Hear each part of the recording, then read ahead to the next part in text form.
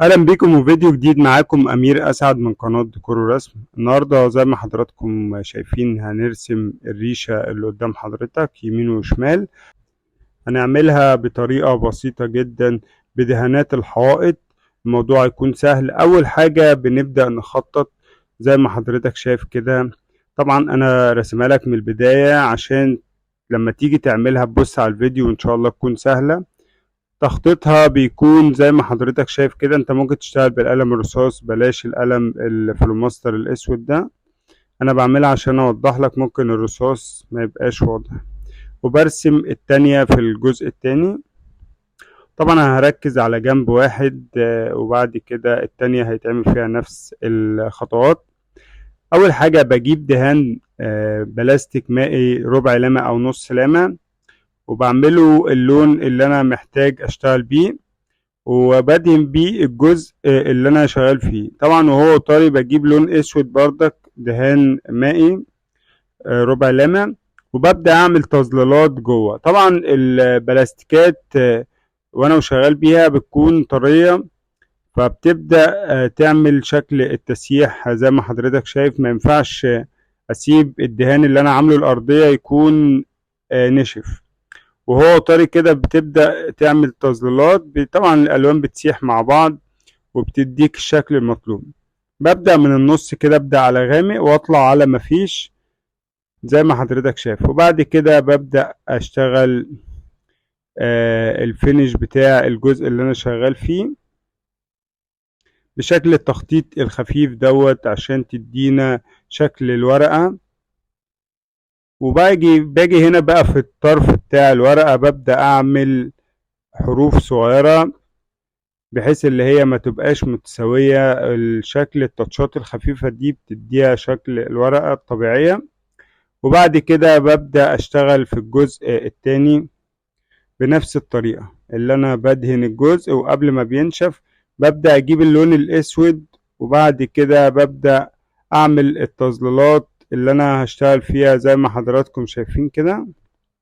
طبعا دي كلها دهانات مائية، والموضوع مش بيكون مكلف خالص.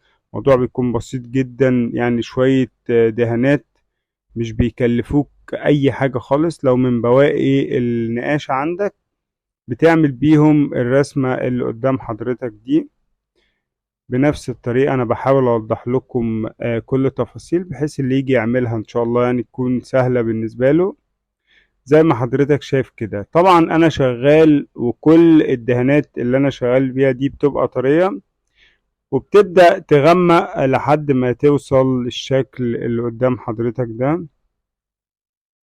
ده لون، عشان لو انت عايز تعرف اللون، ده لون يعتبر بترولي. ده بيتعمل من اللون الازرق والاخضر والاسود. وطبعا الاخضر بيبقى نسبة بسيطة، وممكن ما تحطش لون اخضر، يعني ممكن تعمله من الازرق والاسود. عايز تحط نقطة اخضر ماشي، مش عايز تحط مفيش مشكلة، هيديك نفس الشكل برضه. يعني الاساسي الازرق والاسود. ببدأ اعمل الفاصل اللي في النص واغمق زي ما حضرتك شايف كده.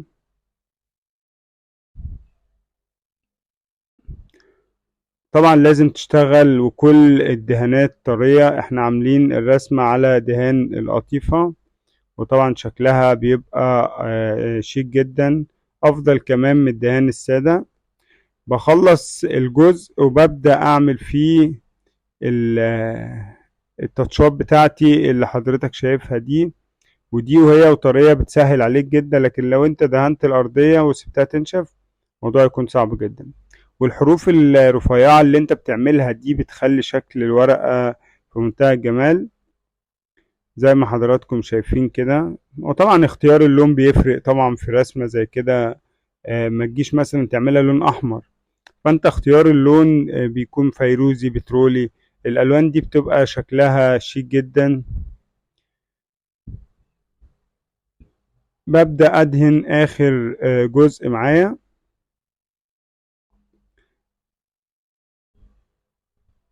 كل شغلي والدهانات طرية. انا مقسم الورد على اجزاء عشان اقدر اشتغل براحتي، يعني ممكن اخلص جزء واقف عادي مفيش مشكلة، بس مهم الجزء اللي تبدأ فيه يكون. ومهم جدا اتجاه التاتشات بتاعة الورقة تكون في اتجاه صح عشان تديلك الشكل المطلوب او الشكل الجميل بتاع الورقة.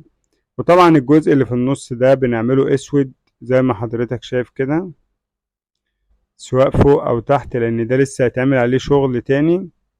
وده شكل الورقة الاولانية، ودي شكل الورقة التانية بعد ما خلصت.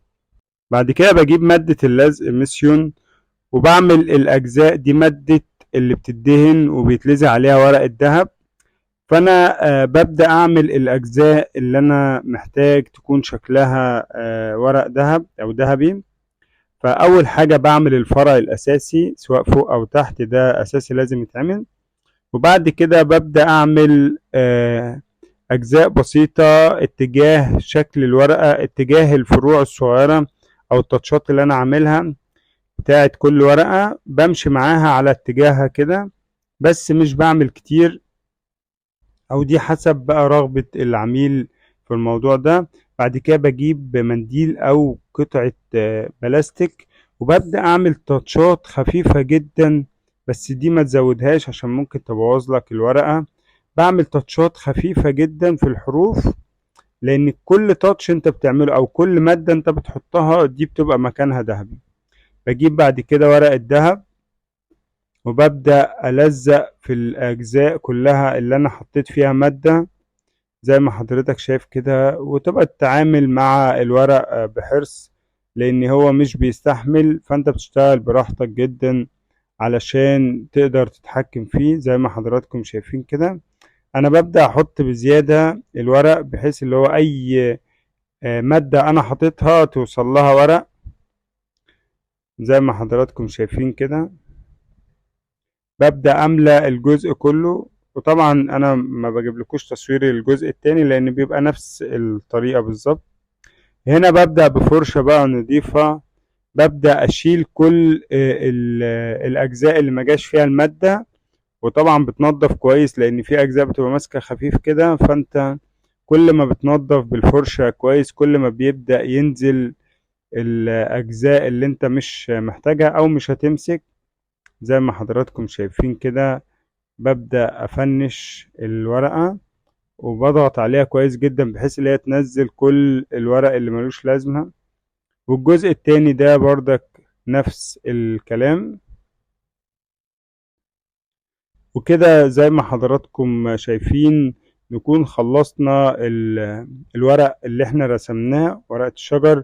اتمنى يكون الفيديو عجبكم. لو عجبك الفيديو ما تنساش تعمل لايك، لو انت مش مشترك معنا في القناة اشترك وفعل الجرس ليصلك كل الفيديوهات الجديدة. اشوفكم على خير في الفيديو القادم ان شاء الله.